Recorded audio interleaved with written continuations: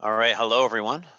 Welcome to the start of Unit 6. So you can find Unit 6 under Topic 6.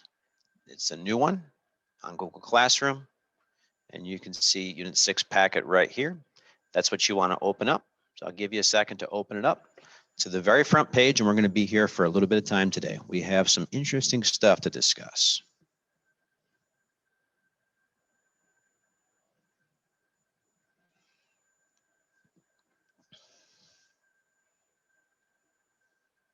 Now, you can see that the title of this unit is Earth's History. So we're going to talk a little bit about what we know and what we think and what we assume Earth's history to be like. And we're going to figure out, how do we know? How do we know the past when we weren't there to see it? I mean, maybe someone told us about something that happened before we were born, but what do we got? Go way back before even people walked the earth. How do we know? We don't have a book that someone wrote, because there was no books back then to be written. How do we know the history of the earth and the way that we tell it? And how do we tell it? That's what we're going to examine today. Now, this is all based off of an idea that we're going to write down right here. It's called uniformitarianism. So let's write it down. Uniform is the root word.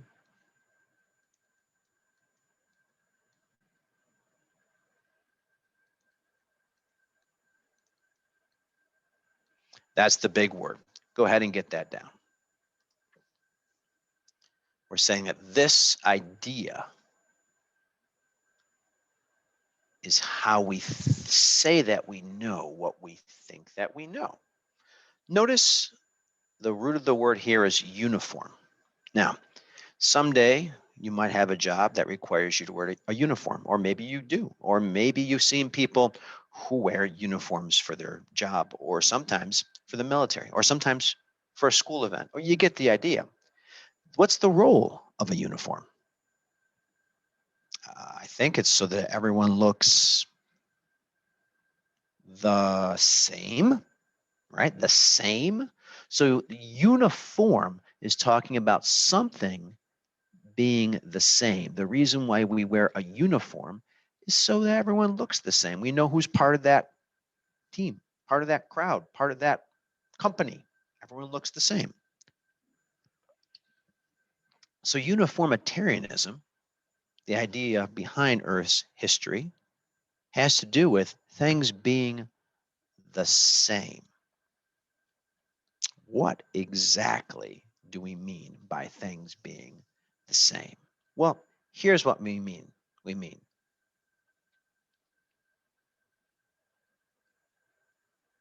The processes that we see right now.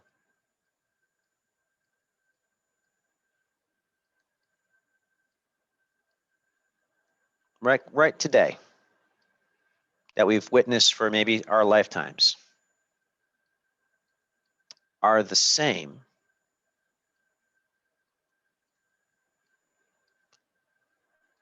as they have always been.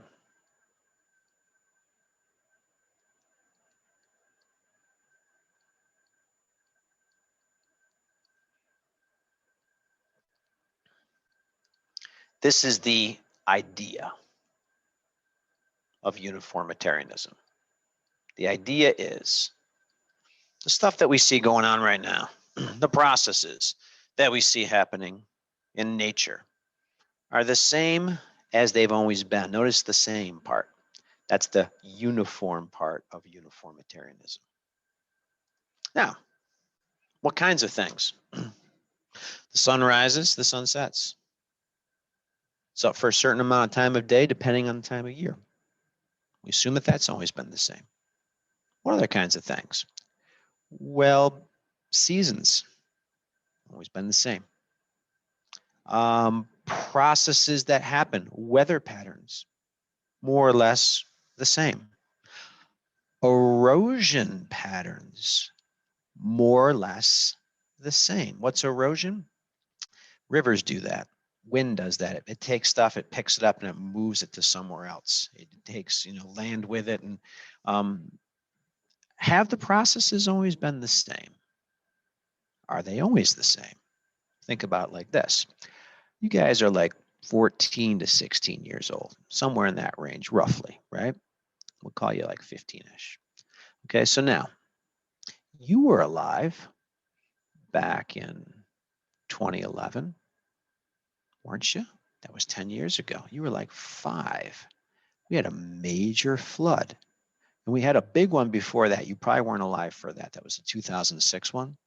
They called the 2006 a 100-year flood. Lots of people lost their homes. 2011 was worse. Many, many more people lost their homes. They called it the 1,000-year flood because they already used the word 100-year flood. Now you think about what happened. The river overflowed its banks dramatically. Areas that never saw water were underwater. And the river was moving so fast that it was eroding things, moving and expanding the banks so rapidly. Normally, that process with a normal flowing river would take hundreds and hundreds of years to do what it did in a few days because of that massive amount of rain we got from Tropical Storm Lee in 2011. But here's the deal. If we look at the way the Susquehanna River is flowing today, and we say it's always flowed like that, we'd be missing important points in history where it was different, like 2011, not all that long ago, where we had a massive occurrence of water. And that river flowed a lot faster and did a lot more erosion in a very short time than what is typical. So we have an idea called uniformitarianism that governs the way we view Earth's history that doesn't always play out perfectly, but it's what we have to deal with. Case in point where it doesn't always play out perfectly is our erosion rates from the Susquehanna River were altered in 2011 by one incident. But yet, we don't have any other tools. So we anchor geology-wise into this idea that what we see more or less has always been, for better or for worse. And sometimes it's for better, and sometimes it's not for better. So what I'm going to do is I'm going to show you a couple of video clips, 3 total. The first one's going to have to do with where this idea came from, this idea of uniformitarianism. What we see now in the present has always been in the past. And then I'll show you another one, which is kind of humorous, funny. And then I'll show you another great idea. And if you pay close attention to the last one, you'll be like, whoa, I never thought about it like that. Okay, so let me move into the direction of sharing these with you.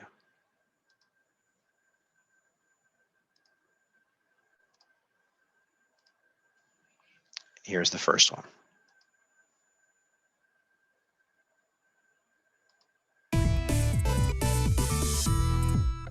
When you look at a rock, what do you see? Well, you probably see what I see.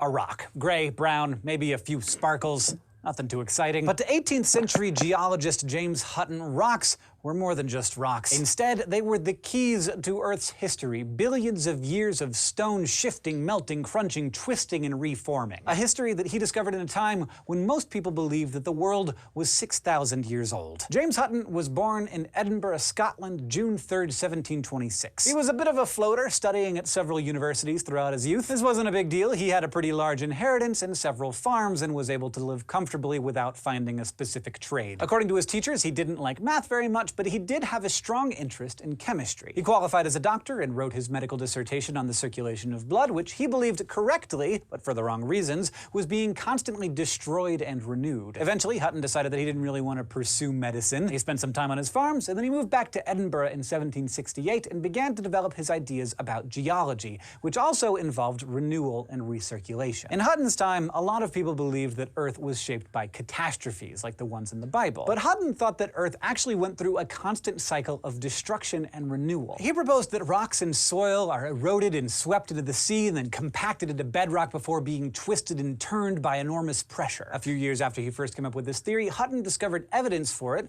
in a few different rock formations. The most famous of these discoveries was at Sicker Point, a cliff off the eastern coast of Scotland that features layers of red sandstone and greywacke, a darker type of sandstone. The layers were sitting on top of each other, but they were also running in layers perpendicular to one another, and what we now now call an angular unconformity. He hypothesized that only great amounts of time and great pressure could have offset the rocks, much longer than 6,000 years. And as we now know, of course, he was right. This feature at Siccar Point and several others around Scotland are called Hutton's unconformity in his honor. He also discovered that granite was an igneous rock formed by the cooling of molten lava, by observing tendrils of granite that had made their way into rock like sandstone, which he realized could only have happened at very high temperatures. Hutton believed that this was strong evidence that there was molten rock below the surface of the Earth, and that this molten rock was constantly pushing outward and then melting again. He published his findings in a paper in 1788, but his theories didn't always gain traction because they often contradicted the idea that the Earth was 6,000 years old. Plus, a lot of other scientists' geological theories incorporated the Great Flood described in the Bible. Hutton's ideas did not. But a lot of his work turned out to be accurate, even though he didn't have access to technologies like carbon dating,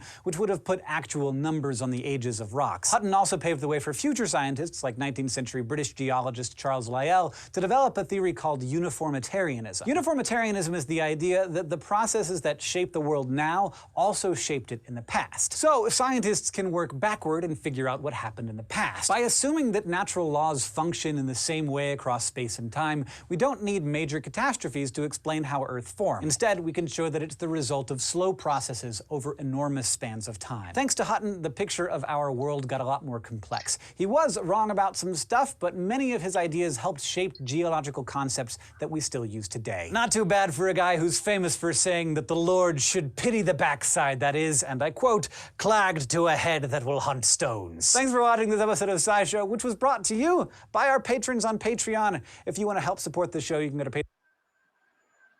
Okay, so that's our first video, and you can see he's making a strong case for uniformitarianism by the end, saying that, of course, what we see today has always been, and understanding what happens now is the key to understanding how everything progressed.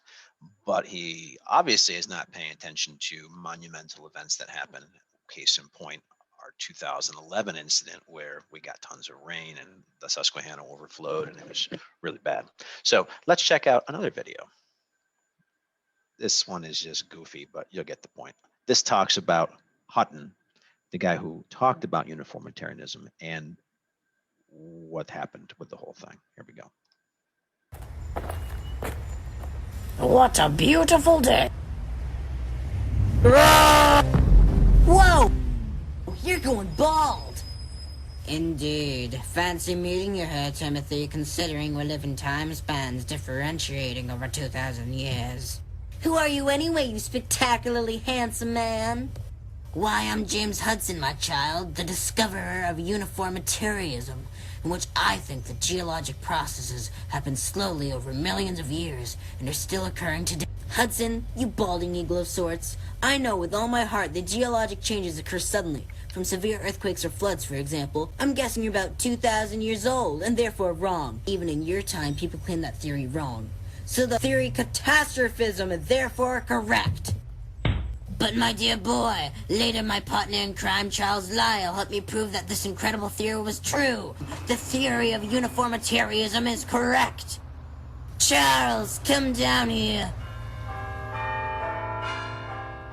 Uniformitarianism is right, Tim. You yourself should know this, you incredibly ugly child. You are all-knowing. So get it in your head that uniformitarianism is the true reason the Earth looks like it does today. It wasn't caused by major crises. Fine, jeez. That's right, son. Listen to your 2,000-year-old unfashionable elders. Farewell. All right, so that's just weird, but you get the point. I mean, they bring up this little argument about catastrophes, and I would say that 2011 was a catastrophe. But then they don't investigate any further. They just say no. So, you know, if you try to look at the way that the area looks right now, and you try to take into account only what you see happening right now, you'd be missing some major events. Now, I want to show you one final video that seems to have nothing to do with what we're talking about, but it shows us our ignorance in assuming certain things in science without taking in the full picture. So pay particular attention to this one because it's a brilliant idea. I'll conclude with a striking implication of all these ideas for the very far future. You see, we learned that our universe is not static, that space is expanding, that expansion is speeding up, and that there might be other universes, all by carefully examining faint pinpoints of starlight coming to us from distant galaxies. But because the expansion is speeding up, in the very far future, those galaxies will rush away so far and so fast that we won't be able to see them, not because of technological limitations, but because of the laws of physics. The light those galaxies emit, even traveling at the fastest speed, the speed of light, will not be able to overcome the ever-widening gulf between us. So astronomers in the far future, looking out into deep space, will see nothing but an endless stretch of static, inky, black stillness. And they will conclude that the universe is static and unchanging and populated by a single central oasis of matter that they inhabit, a picture of the cosmos that we definitively know to be wrong. Now, maybe those future astronomers will have records handed down from an earlier era like ours, attesting to an expanding cosmos teeming with galaxies, but would those future astronomers believe such ancient knowledge? Or would they believe in the black, static, empty universe that their own state-of-the-art observations reveal? I suspect the latter, which means that we are living through a remarkably privileged era when certain deep truths about the cosmos are still within reach of the human spirit of exploration. It appears that it may not always be that way, because today's astronomers, by turning powerful telescopes to the sky, have captured a handful of starkly informative photons, a kind of cosmic telegram, billions of years in transit, and the message echoing across the ages is clear. Sometimes nature guards her secrets with the unbreakable grip of physical law. Sometimes the true nature of reality beckons from just beyond the horizon. Thank you very much.